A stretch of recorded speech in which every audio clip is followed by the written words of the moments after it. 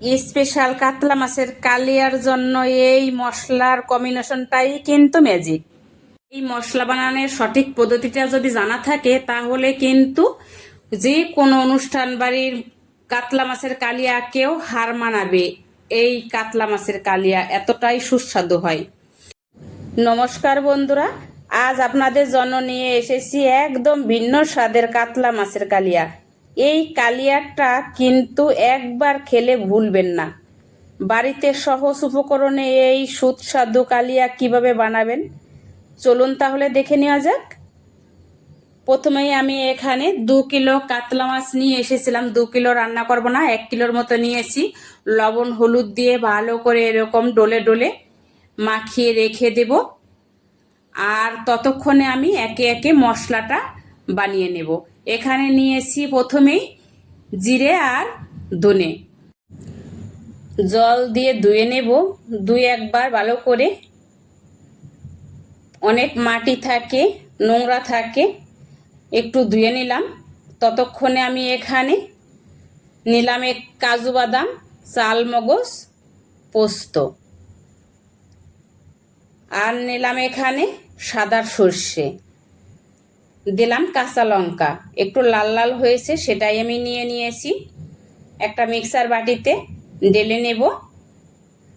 একটু জল দিয়ে দেব অল্প পরিমাণে। ঢাকা দিয়ে নিয়ে আসবো মিহি পেস্ট করে। এই যে দেখুন, একটা ফাইন পেস্ট করে নিয়ে আসলাম। আর এই বাটিতেই দিয়ে দেব আরো কিছু মশলা করে নেব, যেটা ভিজিয়ে রেখে দিয়েছিলাম আমি। জিরে ধনে নিয়ে আসলাম মিহি পেস্ট করে। আর এই দিকে এখন আর একটা মশলা বানাবো। বলেছিলাম যেরমটা এই একে একে মশলা আমি বানিয়ে রেখে দিচ্ছি, রান্নাটা আরো সহজ হয়ে যাবে, তাড়াতাড়ি হয়ে যাবে। নিলাম 2টো শুকনো লঙ্কা, এলাচ, দারচিনি, জিরে আর মৌরি। এই মৌরি গাছটা কিন্তু আমাদের বাড়িতেই হয়েছিল গেলবার। আমি বেঁধে রেখে দিয়েছিলাম, সারা বছরই ভালো থাকে এরকম ভাবে রেখে দিলে। দিয়ে দিলাম মৌরি।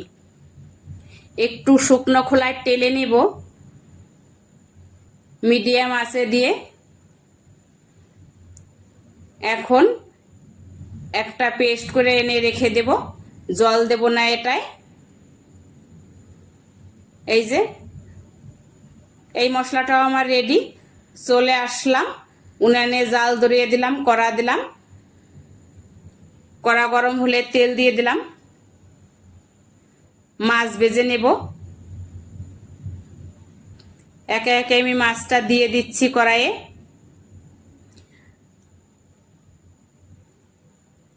একটু হালকা ভাজা দেব,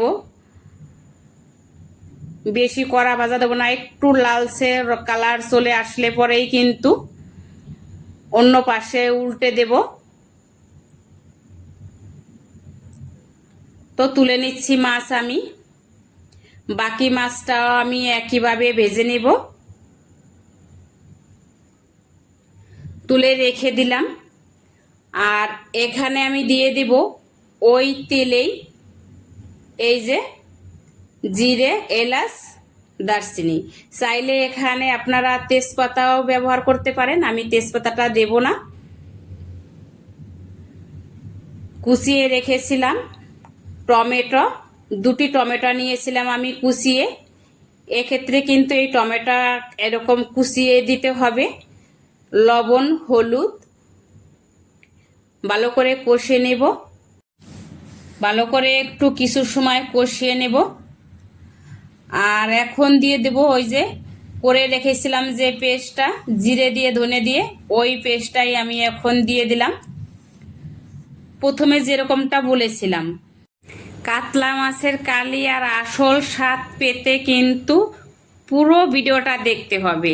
জানতে হলে কখন কোন মশলা আমি অ্যাড করছি সবটাই কিন্তু বলে দিচ্ছি। এখন দিয়ে দেব একটু জল। জলটা দিয়ে কষিয়ে নিব ভালোভাবে। ততক্ষণ কষাবো যতক্ষণ এই তেলটা না ছেড়ে আসছে আর কাঁচা গন্ধটা না যাচ্ছে। এই যে দেখুন অনেকটাই কিন্তু তেল ছেড়ে দিয়েছে। আর এখন দিলাম শুকনো লঙ্কার গুঁড়ি। শুকনো লঙ্কার গুঁড়িটা কিন্তু এই সময়ই দিতে হবে, তাহলে আর কোনো মশলা দিতে হবে না আর কোনো কালারও খারাপ আসবে না। দিয়ে দিলাম ওই যে পেস্ট করে রেখেছিলাম যেটা কাজু বাদাম, ওটাই দিয়ে দিলাম। কালারটা কত সুন্দর এসছে একটু দেখুন। কাশ্মীরি লঙ্কার গুঁড়ি কিছুই কিন্তু এখানে দিতে হবে না কালার আনার জন্য। যেভাবে যেটা দিলাম এইভাবে রান্না করলেই কিন্তু কালারের জন্য যথেষ্ট, ন্যাচারাল কালার থাকবে একটা। আর ব্যালেন্স রাখার জন্য দিয়ে দিলাম সামান্য এখানে চিনি। আবারও কষিয়ে নেব ভালোভাবে। তেলটা পুরোপুরি কিন্তু ছেড়ে এসছে এখন। এই পর্যায়ে আমি দিয়ে দেব পরিমাণ মতো জল। জলটা আপনাদের পরিমাণ মতোই দেবে, কম বেশি যেরকম গ্রেভি রাখতে চান সেরকমটাই মাছ অনুযায়ী দেবে। একটু ফুটে আসার অপেক্ষা, নেড়ে নেব ভালোভাবে, একটু মশলাটা মিশিয়ে দেব।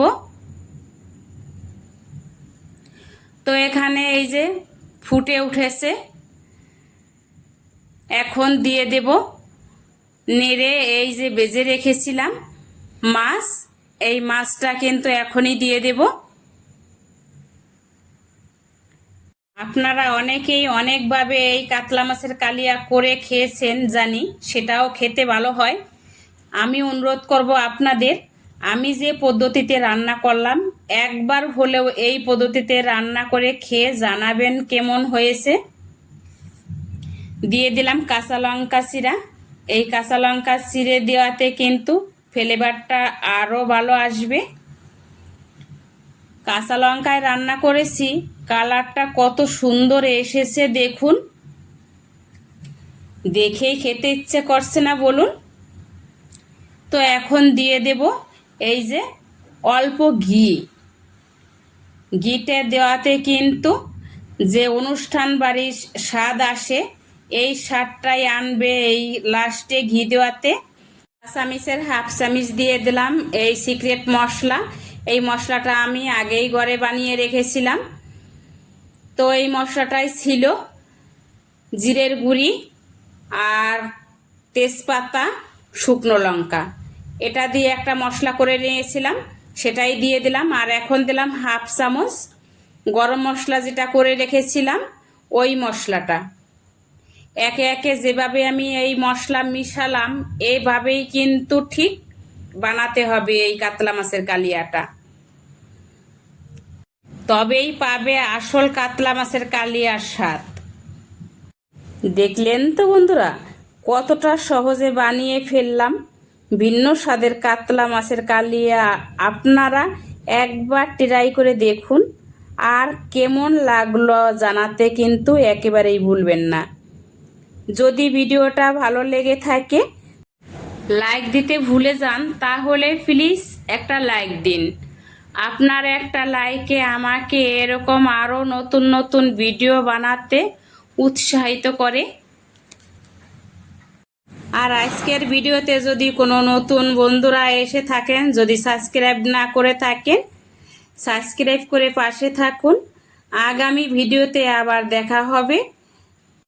ততক্ষণ সবাই ভালো থাকুন, সুস্থ থাকুন।